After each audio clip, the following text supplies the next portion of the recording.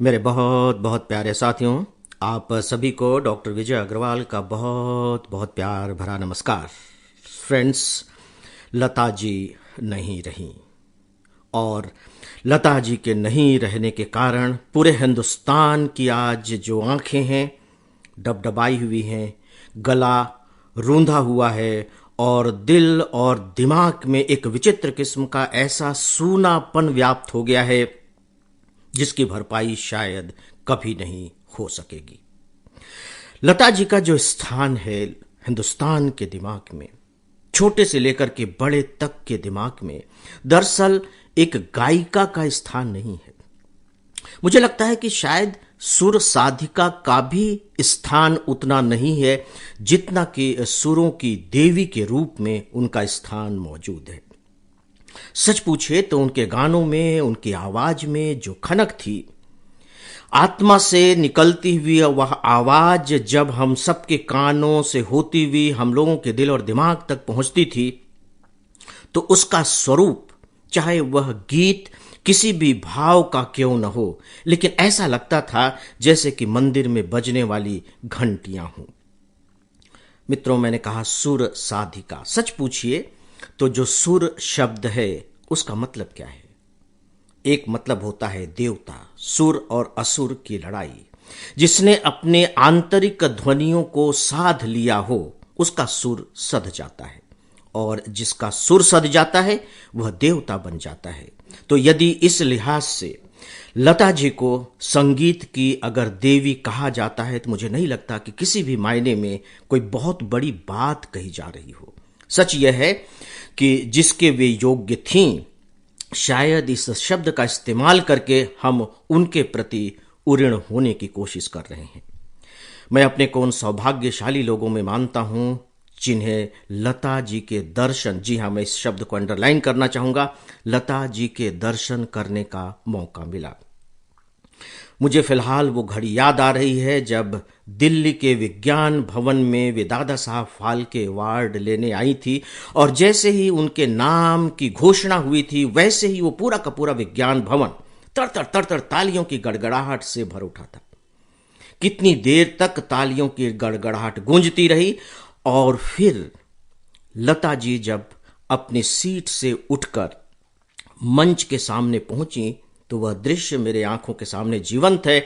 जब उन्होंने अपनी साड़ी को थोड़ा सा उठाते हुए अपनी चप्पलें निकाली, मंच को प्रणाम किया, और फिर वो दादा साहब फाल्के अवार्ड लेने गईं, और जैसे ही वो अवार्ड लेने के लिए खड़ी हुई थी, पूरा मंच और साथ ही साथ जो दर्शक वृंद थे, पूरा का पूरा हॉल उनके सम्मान में उठकर खड़ा हो गया था।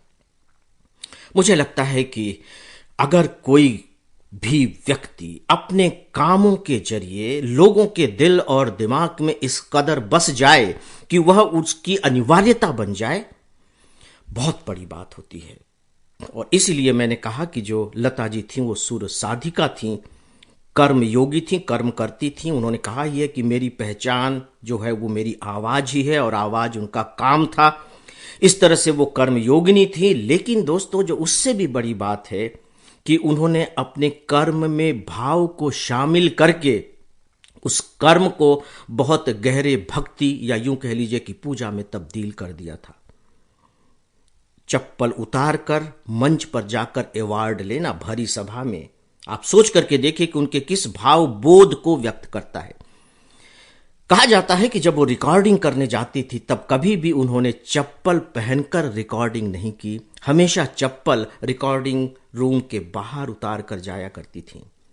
लोग ये भी बताते हैं कि जब भी घर में कोई उनके मिलने आता था तो वो दो स्थान उन्हें दिखाने के लिए जरूर ले जाती थीं। एक स्थान जहां उन्होंने अपने माता पिता का चित्र लगा रखा है, और दूसरा स्थान जो उनका आराधना स्थल था, पूजा घर था। ये बताता है कि भाव बोध के स्तर पर वो अपने संगीत को, अपने गीत को कितने गहरे रूप में जिया करती थी। दोस्तों, खासकर यहां मैं एक बात जरूर कहना चाहूंगा कि सन 1965 के आसपास जो लोग टीन एज में एंटर कर रहे थे, मैं अपनी पीढ़ी के लोगों की बात कर रहा हूं, और वो धीरे धीरे बड़े हो रहे थे, मुझे लगता है कि अगर उनका डीएनए टेस्ट कराया जाए, खासकर बौद्धिकता और यदि भावनात्मकता का डीएनए टेस्ट हो सकता हो, तो मैं दावा कर सकता हूं कि सभी के डीएनए में लता मंगेशकर की आवाज निश्चित रूप से मिलेगी। देखिए, जो प्रेम का भाव होता है हर पीढ़ी में होता है।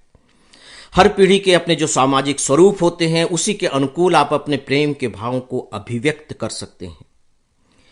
मुझे ऐसा लगता है, और मैं अपने अनुभव से ये बात कह रहा हूं, कि जो लता जी की आवाज थी वो हम जैसे लोगों के लिए एक तरह से वेंटिलेशन का काम करती थी, क्योंकि प्रेम की अभिव्यक्ति उस समय के समाज में आप नहीं कर सकते थे।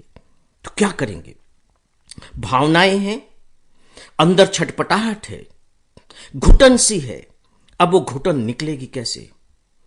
तो दो ऐसे महान गायक, जिसमें एक लता जी थी और दूसरे मोहम्मद रफी, इन्होंने मेरी पीढ़ी के लोगों को उस समय एक तरीके से इस घुटन से मुक्ति दिलाई है।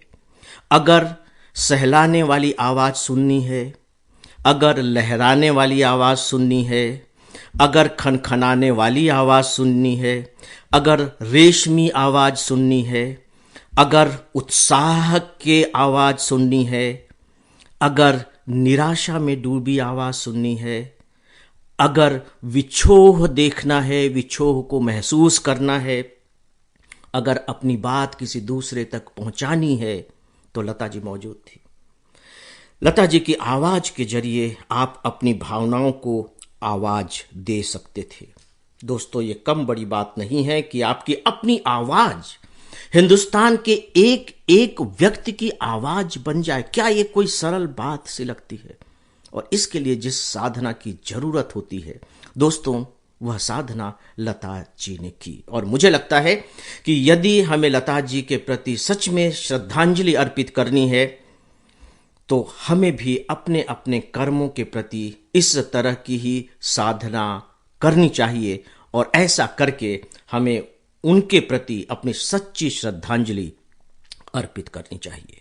तो दोस्तों, इन्हीं शब्दों के साथ मैं आप सभी अपने प्रिय श्रोताओं की ओर से, एकेडमी की अपनी पूरी टीम की ओर से, मैडम डॉक्टर प्रीति अग्रवाल की ओर से और अपनी ओर से उनकी अब पावन स्मृति जो हम सबके हृदय और दिमाग में मौजूद है, उनके प्रति श्रद्धांजलि अर्पित करता हूं।